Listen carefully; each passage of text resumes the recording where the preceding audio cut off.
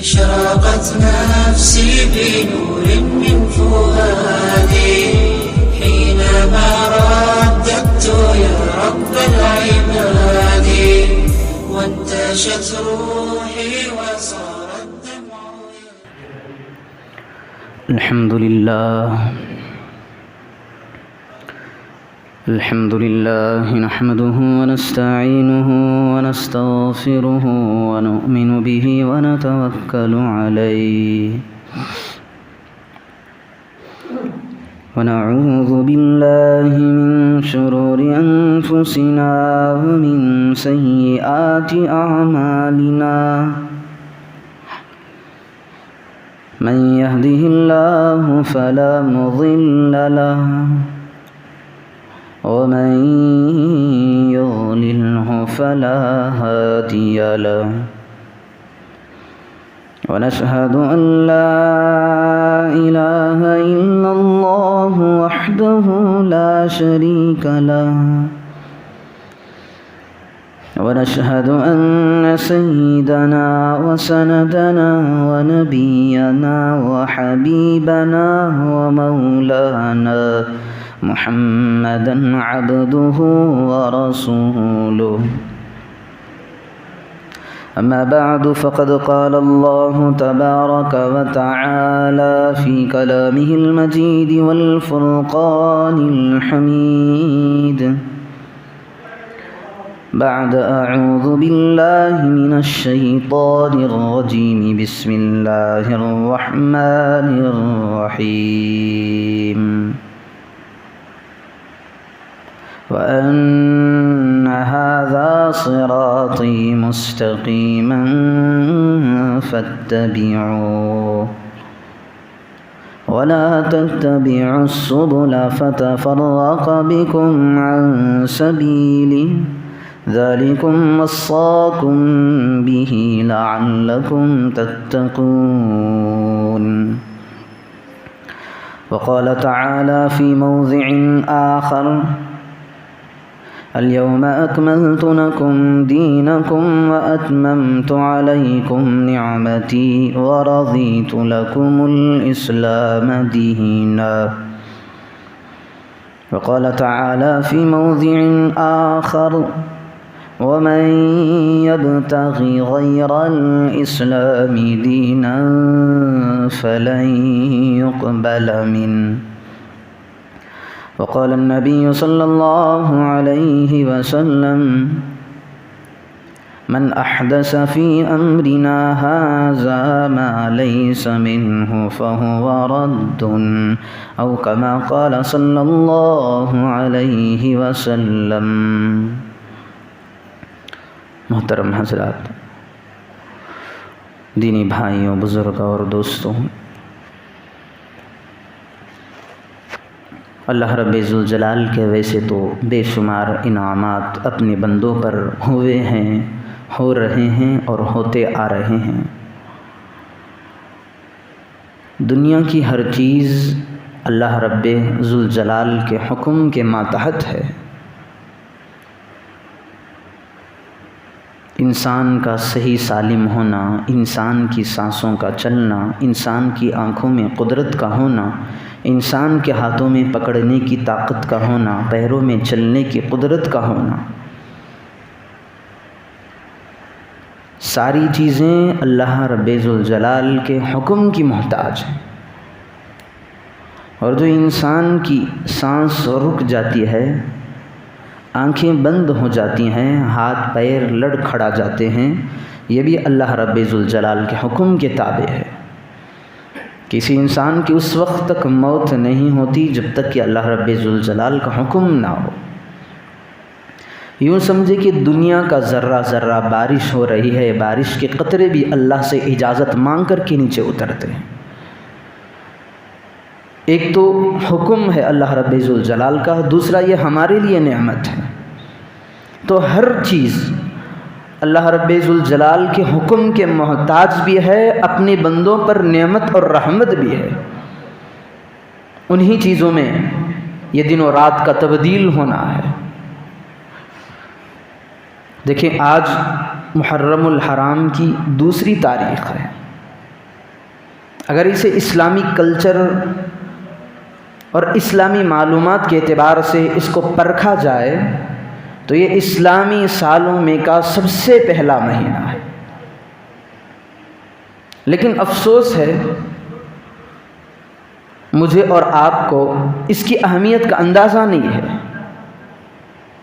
سال کے جتنے مہینے ہوتے ہیں، جنوری سے لے کر دسمبر تک، ہمارا چھوٹا LKG UKG پڑھنے والا بچہ جانتا ہے کہ سال کے 12 مہینے ہیں، فلاں مہینے کے فلاں دن ہوتے ہیں، اور انگریزی کے اعتبار سے اس کے نام کیا کیا ہیں۔ یہ ہمارے چھوٹے چھوٹے بچے، LKG UKG لکھنے پڑھنے والے بچے انگریزی اعتبار سے سارے سال کے نام بھی بتا دیتے ہیں، دن کی تعین بھی کر دیتے ہیں، لیکن افسوس اس بات کی ہے کہ ہمارے سے بڑا نوجوان حتیٰ کہ بوڑھا آدمی تک اسلامی ایام سے بے خبر ہے۔ آج تو محرم ہے، ہم لوگ جانتے ہیں کہ محرم ہے، لیکن 2 مہینے چلے جانے کے بعد اگر کسی مسلمان سے پوچھ لیں کہ بھائی اسلامی مہینے کے اعتبار سے آج کون سا دن اور کون سی تاریخ ہے، تو کہے گا تو جانے اور تاریخ جانے، مجھے اس سے علم نہیں ہے۔ یہ انتہائی افسوس کی بات ہے، کیونکہ اسلامی تعلیمات کے اندر جتنے بھی عبادتیں ہیں، ساری عبادتوں کا تعلق اسلامی تاریخ سے ہے۔ اگر ہم حج کو جائیں گے، حج کے ایام آنے ہیں تو ذی الحج کا چاند دیکھنا پڑے گا، رمضان المبارک کا پہلا روزہ رکھنا ہے تو اور مہینے میں رکھ نہیں سکتے جب تک کہ رمضان المبارک کا چاند نظر نہیں آتا، اس وقت تک ہمارا روزہ مقبول نہیں ہوتا۔ جب رمضان المبارک کا چاند نظر آنے لگتا ہے تو پھر عید کے ایام ہے، اس وقت روزہ رکھنا حرام ہے۔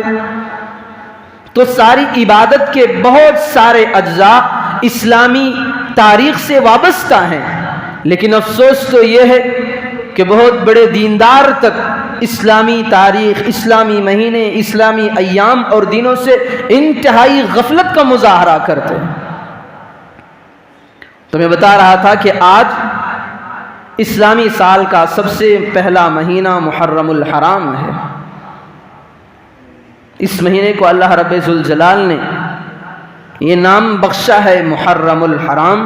محرم کے معنی آتے ہیں، یہ اللہ رب ذوالجلال کی طرف سے اس ماہ کو عزت بخشی گئی ہے، یعنی حرمت والا مہینہ ہے۔ مثال کے طور پر یوں سمجھیں، جو بڑے مالدار لوگ ہیں ان کی تمنائیں ہوتی ہیں کہ میں کعبہ شریف کو جا کر کے اپنی آنکھوں سے دیکھ لوں ایک مرتبہ جیتے جی۔ ہر مالدار کی تمنا ہوتی ہے کہ میں خانہ کعبے کو جاؤں، مکہ مکرمہ میں جاؤں، لاکھوں کے روپے خرچ کروں، پھر اللہ رب ذوالجلال کے گھر کی زیارت کر کے آؤں۔ زیارت بندہ کیوں کرے گا؟ خانہ کعبے کے اندر جو اینٹیں ہیں وہ بھی وہی ہیں، جہاں یہ ہمارے گھروں میں اینٹیں لگائی جاتی ہیں وہ بھی وہی اینٹیں ہیں۔ خانہ کعبہ کو جس انداز سے تعمیر کی گئی ہے اور عمارتوں کی تعمیر بھی اسی چیزوں سے ہوئی ہے، کوئی فرق نہیں۔ اگر دیکھا جائے تو ظاہری اعتبار سے خانہ کعبے سے زیادہ خوبصورت ہماری عمارتیں، گھر دونوں ایک ہیں، پتھر یہاں بھی لگے ہوئے ہیں وہاں بھی لگے ہوئے ہیں، کپڑے یہاں بھی موجود، غلاف کعبہ جو ہے وہ بھی کپڑے ہی کا ہے، کلر یہاں پر بھی کالے لگے ہوئے ہوتے ہیں وہاں پر بھی کالے ہیں، لیکن آدمیوں کے دلوں کے اندر وہاں کی عظمت کیوں لگی ہوئی ہے؟ احترام کیوں کیا جاتا ہے؟ ان کا دل، اس کی تمنائیں کیوں ہوتی ہیں کہ اے اللہ جیتے جی مجھے تیرے گھر کی زیارت کروا دینا؟ کیونکہ اس لیے کہ یہاں کی جو اینٹیں ہیں ان کا تعلق اللہ رب ذوالجلال کی ذات سے وابستہ نہیں ہے، اور جو خانہ کعبے کی تعمیر ہے، عمارت ہے، خود اللہ رب ذوالجلال نے کہا ہے کہ یہ میرا گھر ہے۔ جب ان اینٹوں کا تعلق اللہ رب ذوالجلال کی ذات سے وابستہ ہو گیا، اللہ رب ذوالجلال کی ذات سے جڑ گیا، تو ہمارے دلوں کے اندر عزت بڑھ گئی کہ اینٹیں یہاں پر بھی ہیں وہاں پر بھی ہیں، لیکن وہاں کی جو اینٹیں ہیں اس کا تعلق براہ راست اللہ رب ذوالجلال سے ہے۔ تو جن چیزوں کا تعلق اللہ رب ذوالجلال اپنی ذات سے کروا دیتا ہے تو اس کی عزت بڑھ جاتی ہے۔ نیوز پیپر دیکھے ہم روزانہ، آج بھی ہم لوگ پڑھتے ہیں، ہم نے پڑھا، پھینکا، پیروں تلے روندیاں نکل گئے۔ اگر قرآن کریم کا ایک ٹکڑا بھی اگر ہمارے پیروں کے نیچے آ جائے تو آدمی کا دل گھبرا جاتا ہے، مسئلہ پوچھنے لگتا ہے کہ میں چلتا ہوا راستے سے جا رہا تھا، ایک آیت کریمہ میری پیروں کے نیچے آ گیا، بتائیں مجھے کیا کرنا ہے؟ توبہ استغفار کرنا ہے یا پھر نمازیں پڑھنی ہے؟ یہ سوال آدمی کے دماغ میں کہاں سے آیا؟ نیوز پیپر کھندل رہا ہے، روند رہا ہے، ہاتھ پوچھ کر کے پھینک رہا ہے، وہی پیپر، صرف فرق اتنا ہے کہ اللہ رب ذوالجلال نے کہا ہے کہ دنیا کی سارے پیپرز الگ ہیں، لیکن جو قرآن کریم کے ٹکڑے ہیں، اس کے اوراق ہیں، اس کے صفحات ہیں، ان کا تعلق مجھ سے ہے کیونکہ وہ میرا کلام ہے۔ اب کوئی بھی بندہ قرآن کریم کے پرزوں کو دیکھتا ہے تو سب سے پہلے چومتا ہے، آنکھوں سے لگاتا ہے، سینے سے لگا کر کے بالائے طاق اوپر کے حصے میں رکھ دیتا ہے، کیونکہ پیپر وہی ہے لیکن اس کا تعلق براہ راست اللہ رب ذوالجلال کی ذات سے جڑ گیا ہے۔ تو مہینے کے اعتبار سے بھی ایسے ہی ہے۔ رمضان المبارک کے مہینے میں بسا اوقات شرابی شراب پینا چھوڑ دیتا ہے، ٹی وی دیکھنے والا ٹی وی کو ٹاٹا بائے بائے کر دیتا ہے، بہت ساری چیزیں ہیں، یہ طے کر لیتا ہے کہ میں رمضان المبارک کا مہینہ آ رہا ہے، ایک مہینے کے لیے اسے چھوڑ دوں گا پھر شروع کر لوں گا۔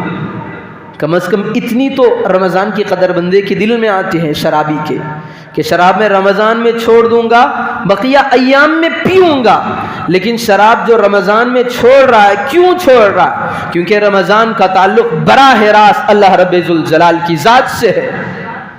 ایسے تو اور ایام بھی اللہ کے بنائے ہوئے ہیں، سسٹم بھی اللہ ہی کا چل رہا ہے، صبح میں سورج کا طلوع ہونا، رات میں غروب ہونا، ہواؤں کا چلنا، دریاؤں کا موج و مستی کے ساتھ اپنی لہروں کو بہانا، ساری چیزیں اللہ رب ذوالجلال کے حکم سے چل رہی ہیں، لیکن بعض چیزوں کے اندر تعلق اللہ خاص کر لیتا ہے۔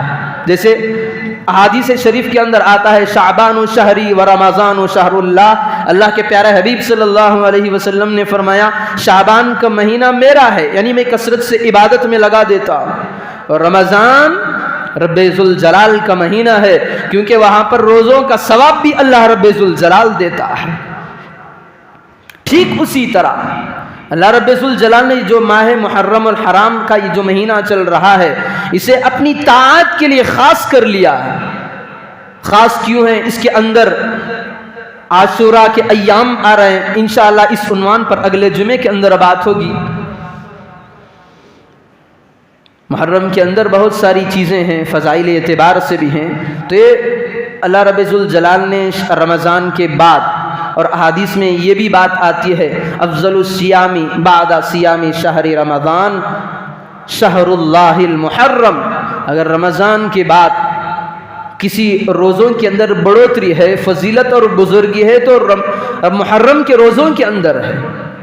تو یہ ساری چیزیں ہیں، اس لحاظ سے رمضان المبارک کو عزت بخشی ہے، معظم بنایا ہے، بزرگی عطا کی گئی ہے، تبھی تو اس کا نام محرم الحرام ہے کہ ایسا مہینہ ہے جسے حرمت لگائی گئی ہے، یعنی معظم اور محترم بنایا گیا ہے۔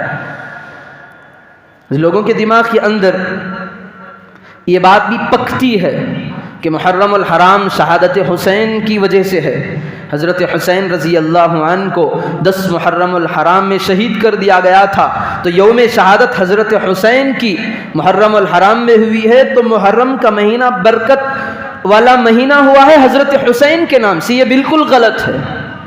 ہاں محرم ہے لیکن شہادت جو ہوئی ہے حضرت حسین رضی اللہ عنہ کی، یہ بھی معظم ہے، دردناک علم والا واقعہ ہے، لیکن یہ محرم کو جو عزت بخشی ہے اللہ رب ذوالجلال نے پہلے ہی سے عزت بخشی ہے۔ یہ محرم کا مہینہ آتا رہا، نبیوں کے ان کی زندگیوں کے اندر بھی محرم کے ایام آتے رہے، آج جس عزت والی نگاہ سے دیکھا جا رہا ہے محرم کو، اور انبیاء کی زندگیوں کے اندر بھی جتنے محرم آئے اس وقت بھی عزت کی نگاہ سے دیکھا جاتا تھا۔ تو یہ محرم الحرام کو جو عزت بخشی ہے، ہم جو بڑی اس کی تعظیم کرتے ہیں، تو یہ حضرت حسین رضی اللہ عنہ کی شہادت ہی کی وجہ سے نہیں ہے، بلکہ اللہ نے جب سے محرم الحرام کا مہینہ بنایا ہے اس وقت سے لے کر یہ آج تک محرم ہے، یعنی معظم ہے، حرمت والا مہینہ ہے۔ حتیٰ کہ آپ کو بتاؤں، قرآن کریم میں اللہ رب ذوالجلال نے یہ اعلان فرمایا ہے، ان عدت الشہور عند اللہ 12 شہرا فی کتاب اللہ یوم خلق السماوات والارض منها 4 حرم، سال کے مہینوں کے اندر 4 مہینے ایسے ہیں جو انتہائی حرمت والے ہیں۔ حرمت والے مہینے جس کے اندر گناہ نہیں کیا جا سکتا۔ ویسے تو لمحوں کے اندر بھی گناہ کرنا ممنوع ہے، لیکن خاص طور پر ان 4 مہینوں کے اندر جنہیں قرآن نے حرمت والے مہینے کہے ہیں، ان کے اندر اگر بندہ جان کر کے گناہ کرتا ہے تو ڈبل گنہگار ہوگا۔ گناہ تو گناہ ہے، تھوڑا ہو یا زیادہ ہو گناہ ہے، لیکن جس طرح رمضان المبارک کے اندر گناہ کرنے سے بندے کو ڈبل عقاب ہوگا، ڈبل پکڑ ہوگی، اسی طرح حرمت والے 4 مہینے جن کے اندر ایک مہینہ محرم الحرام کا بھی آتا ہے۔ یہ حرمت والا مہینہ میں آپ کو بتا رہا تھا، قرآن کریم کے حوالے سے اللہ رب ذوالجلال نے 4 مہینوں کے نام لیے ہیں، کہا ہے منہا 4 حرم، سال میں 4 مہینے ایسے ہیں جو انتہائی حرمت والے ہیں، ان کے اندر ایک محرم الحرام بھی آ جاتا ہے۔ دور جاہلیت جب زمانہ تھا، دور جاہلیت کا، اللہ کے رسول صلی اللہ علیہ وسلم کی بعثت بھی نہیں ہوئی تھی، اللہ کے رسول کا وجود دنیا میں نہیں ہوا تھا، تو اس وقت سے دیکھیں محرم الحرام، کفار بھی محرم الحرام کی تعظیم کیا کرتے تھے۔ جو 4 مہینے ہیں یہ پہلے سے دور جاہلیت سے بھی آ رہے ہیں، تو اللہ رب ذوالجلال نے کہا ہے یہ ایمان والوں کے لیے، اسلام والوں کے لیے اور بھی زیادہ احترام کرنا ہے۔ جب کافر کر رہا ہے، مشرک کر رہا ہے، آگ کا پجاری کر رہا ہے، بتوں کو معبود بنانے والا کر رہا ہے، زمین کو خدا مان کر کے سجدہ کرنے والا جب ان مہینوں کی حرمت کر رہا ہے تو ایمان والوں کو اور زیادہ اس کی فکر کرنی چاہیے۔ ان میں سے ایک محرم ہے، اگر کافر کی آپس میں مڑ بھیڑ ہو جاتی، کافروں کی جنگیں چلنی شروع ہو جاتی، تو مہینے کی آخری تاریخ ہوتی تو لڑتے لڑتے سوچتے کہ کل آنے والا محرم ہے، آج جو چاند نظر آئے گا یہ محرم الحرام کا ہوگا، آج سے ہم اپنی لڑائی پر پابندی لگائیں گے۔ کیوں؟ کیونکہ جو محرم آ رہا ہے یا 4 مہینے جو حرمت والے آ رہے ہیں، اس کا احترام کفار کے دلوں کے اندر تک تھا۔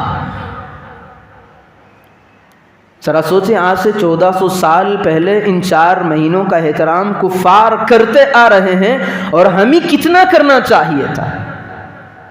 ہم احترام تو کیا کرتے، مزید اس ماہ محرم کے اندر ہم نے بدعات کو ایجاد کر دیا، خرافات کے اندر گھس گئے۔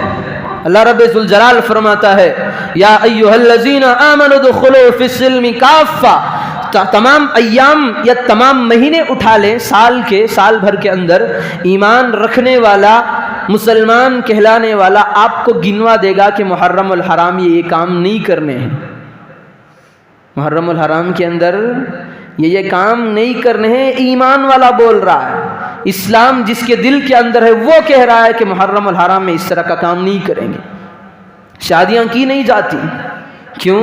کیونکہ محرم الحرام۔ کیوں بھائی؟ کہ محرم میں کرنے سے نکاح ہمارے نہیں ہوتے، صحابہ کے نکاح نہیں ہوئے محرم الحرام کے اندر۔ آج میں ایک جملہ آپ سے کہوں، یہ عقیدہ کفار کا ہے۔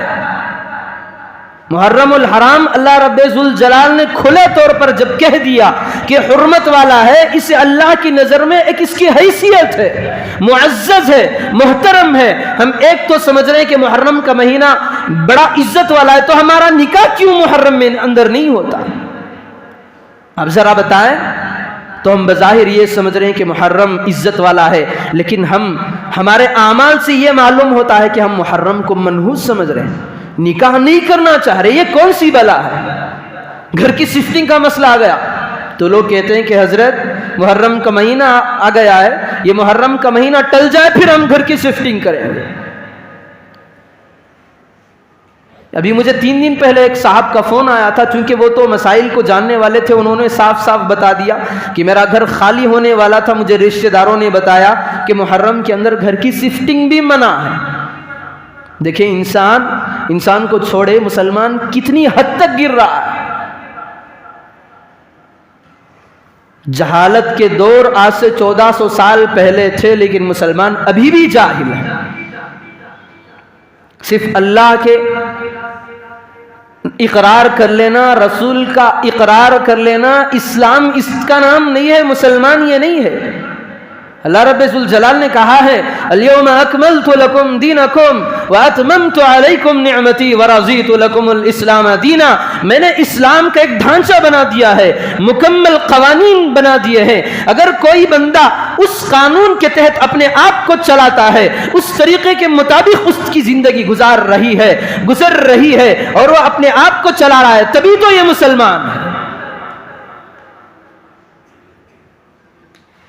پارہ نمبر 5 اٹھائیں، اللہ رب ذوالجلال صاف ڈنکے کی چوٹ پر یہ اعلان کر رہا ہے وَمَن يَبْتَغِ غَيْرَ الْإِسْلَامِ دِينًا فَلَن يُقْبَلَ مِنْهُ۔ جو اسلام کو چھوڑ دے گا، اسلام کے طریقوں کو چھوڑ دے گا، کفار کے چیزوں کو اپنی زندگیوں کے اندر لائے گا، جاہلوں کے طریقوں کو، رسم و رواج کو گھسیٹ کر لائے گا، بدعات کو اپنی زندگی میں کھینچ کر لائے گا، فَلَن يُقْبَلَ مِنْهُ، ایسی چیزوں کی قطعاً اسلام اجازت نہیں دیتا اور اللہ اپنی بارگاہ میں ان کو قبول ہی نہیں کرتا۔ جب ہماری کوئی چیز اللہ کی بارگاہ میں قبول اور منظور مقبول نہیں ہو رہی ہے تو ہمارے اعمال کا کیا فائدہ ہوگا؟ ہماری نمازوں پر سوچے کتنا اثر پڑے گا، ہمارے اعمال پر کتنا اثر پڑے گا، جبکہ جو ہمارے دل و دماغ کے اندر جو عقیدے پل رہے ہیں، پک رہے ہیں، کفار کے عقیدے پک رہے ہیں۔ اللہ کے پیارے حبیب صلی اللہ علیہ وسلم نے امت کو سب سے پہلے یہی تعلیم دی ہے، اعمال کا دار و مدار، اعمال کا میزان سب سے پہلے عقیدہ ہے۔ عقیدہ درست ہوگا تو بندے کے اعمال مقبول ہوں گے۔ حدیث اللہ رب ذوالجلال کے پیارے حبیب صلی اللہ علیہ وسلم نے فرمایا ہے من احدث فی امرنا ھذا ما لیس منہ فہو رد۔ جو بندہ اسلامی شریعت کے اندر، اسلامی کلچر میں، اسلامی نظام میں، اسلامی قوانین کے اندر اللہ رب ذوالجلال کی اور پیارے آقا کی جو شریعت ہے اس کے اندر کوئی چیز جگاڑ کر کے لا لیتا ہے، اللہ کے پیارے حبیب صلی اللہ علیہ وسلم نے فرمایا من احدث فی امرنا ھذا ما لیس من فہو رد۔ تو یہ ایسی چیز ہے اسے اٹھا کر کے دیوار پر پھینک کر کے مار دینا، یہ اللہ کی بارگاہ میں مقبول نہیں ہے، یہ رسول کا طریقہ نہیں ہے، یہ ہماری شریعت کا حصہ نہیں ہے، اسلامی تعلیم نہیں ہے، اسلامی کلچر نہیں ہے، یہ کفار کا طریقہ ہے، یہ منافقین کا طریقہ ہے، یہ بتوں کو سجدہ کرنے والوں کا طریقہ ہے، اللہ کے علاوہ غیروں کو پوجنے والوں کا طریقہ ہے۔ دوسرے مقامات پر بھی اللہ رب ذوالجلال کا کلام مجید چیخ چیخ کر یہ اعلان کرتا ہے یضل بہ کثیرا ویہدی بہ کثیرا۔ اسلام کو ماننے والے بہت سارے لوگوں کی تعداد ایسی ہے جو گمراہی میں مبتلا ہے، بہت سارے ایسے ہیں جو سیدھے راستے پہ چل رہے ہیں، بہت سارے ایسے ہیں جو ٹیڑھے راستے پہ چل رہے ہیں، گمراہ ہو رہے ہیں۔ اللہ رب ذوالجلال نے صاف کہا ہے وَأَنَّ هَذَا صِرَاطِي مُسْتَقِيمًا فَاتَّبِعُوهُ وَلَا تَتَّبِعُوا السُّبُلَ فَتَفَرَّقَ بِكُمْ عَنْ سَبِيلِهِ۔ ایک معیار کو قائم کر لو، لَقَدْ كَانَ لَكُمْ فِي رَسُولِ اللَّهِ أُسْوَةٌ حَسَنَةٌ۔ معیار تمہارے سرکار ہیں، تمہارے آقا، تمہارے نبی، تمہارے پیغمبر ہیں، اور ان کے طریقوں کو اپنی زندگیوں کے اندر کیوں لاتے ہو؟ دیکھنا ہے رسول اللہ صلی اللہ علیہ وسلم کے طریقوں کو دیکھو، اگر نظر نہیں آتی صحابہ کے اندر کھنگال کر کے دیکھنا کہ کون سے صحابہ کے اندر نبی کی تعلیمات موجود ہیں۔ دوسرے موقع پر صحابہ کے بارے میں بھی اللہ رب ذوالجلال پیارے حبیب صلی اللہ علیہ وسلم نے فرمایا کلہم عدول، الصحابہ کلہم عدول، میرا ہر صحابی عادل ہے، فبأیہم اقتدیتم اہتدیتم۔ منزل مقصود کی تلاش چاہتے ہو، کامیابی کی راہ دیکھنا چاہتے ہو، اپنی منزل پر نشان لگانا چاہتے ہو، صحابہ موجود ہیں، صحابہ کی زندگیاں موجود ہیں، صحابہ کی ذاتیں پڑھ کر کے دیکھیں موجود ہیں. انہوں نے وہی طریقے کو لیا ہے جو میرے اور آپ کے آقا جناب محمد الرسول اللہ صلی اللہ علیہ وسلم کا طریقہ تھا. ہم نے رسول کو بھی چھوڑ دیا، قرآن کو تو ہم اس سے پہلے ہی سے منہ موڑ چکے ہیں، رسول کو تو چھوڑ چکے ہیں، صحابہ کے طریقوں سے منہ موڑ چکے ہیں، اعراض کر چکے ہیں. اب ہم جا رہے ہیں پرانے سسٹم پہ چل رہے ہیں. یہ ہماری دادی ایسا طریقہ بتاتی آ رہی تھی، وہ چلی گئی، اب اس کی بیٹوں کے اندر یہ طریقہ، اس سلسلے کا آغاز ہو چکا ہے. میرا پردادا بتاتا رہا، وہ چیزیں دادا کے اندر آتی رہی، دادا سے باپ میں آئیں اور باپ سے مجھ میں آ گئی. بتائیں آپ ذرا اسلامی کلچر ہماری زندگیوں کے اندر کا. اور یہ باپ دادا والا قصہ کیا اللہ کے یہاں مقبول ہوگا؟ اللہ گریبان پکڑ کر کے پوچھے گا تجھے چلنا تھا. اور کفار کی جہاں تک بات آتی ہے، اللہ رب ذوالجلال نے وہی کہا ہے. کفار کے بارے میں اگر کوئی نبی آ کر کے پوچھتا یہ طریقہ چھوڑ دو، بتوں کو کیوں مان رہے ہو؟ ایام کے اندر نحوست نہیں ہے، بدشگونی اسلام کا حصہ نہیں ہے، بدفعلی اسلام کا حصہ نہیں ہے، اسلامی کلچر نہیں ہے، اسلامی تعلیمات نہیں ہے، راہ حق نہیں ہے، یہ تو غلط راستے ہیں. اگر کوئی نبی آ کر کے پوچھ لیتا ان سے تم یہ کیوں کر رہے ہو، قرآن صاف صاف الفاظ میں کہا ہے بل وجدنا آباءنا.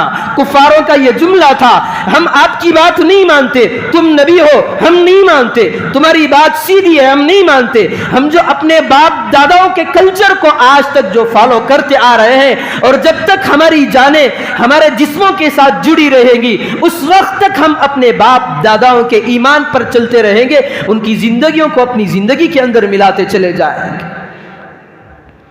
بل وجدنا آباءنا یہ کفار کا جملہ تھا. قرآن کے اندر 25ویں پارے کے اندر الہی عرت کے اندر اللہ رب ذوالجلال نے نوٹ کیا ہے ان کی باتوں کو. ذرا سوچیں یہ جملہ عربی کا ہے، ہم کفار کا مان رہے ہیں. بل وجدنا آباءنا یہ کفار کا جملہ عربی میں ہے. آج اس جملے کو مسلمان کہہ رہا ہے کہ یہ تو ہمارے باپ دادا کرتے رہے ہم بھی کریں گے. فرق اتنا ہے کہ جملہ ان کا تھا عربی کا، آج وہی جملہ ہے اردو میں استعمال ہو رہا. میں نہیں بتاؤں گا، آپ فیصلہ کریں جملہ کس کا ہے، عقائد کس کے ہیں، کلچر کس کا ہے، کیا اسلام کا یہ طریقہ ہے. تو ایسی چیزوں سے بالکل احتراز کرنا چاہیے. اللہ رب ذوالجلال نے آئیڈیل کے طور پر اس امت مسلمہ کے نام قرآن کریم کی آیتوں کا نزول کیا ہے. لقد کان لکم فی رسول اللہ اسوۃ حسنہ.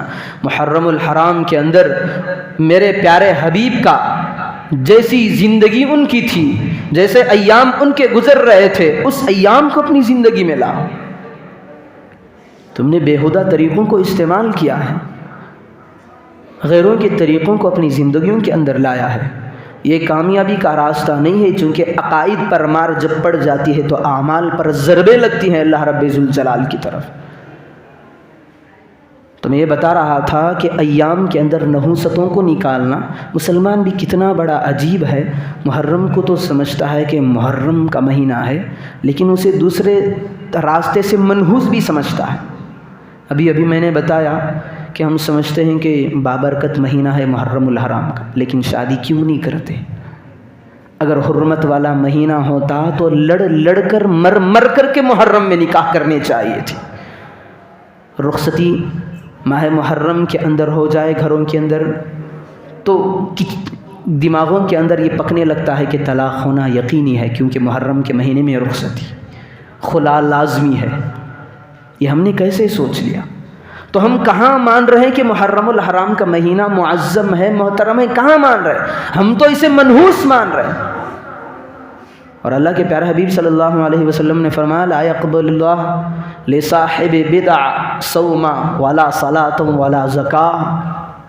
جو بندہ اپنے عقائد کے اندر ٹیڑھے پن کو لا لیتا ہے، ایسی چیزوں کو لا لیتا ہے جس کا تعلق نہ قرآن سے ہو، نہ احادیث سے ہو، نہ اسلامی کلچر سے ہو، نہ شریعت کی تعلیمات میں سے ہو، ایسی چیزوں کو اپنی زندگی کے اندر لا لیتا ہے تو شریعت نے اسے کہا ہے بدعت کہا ہے.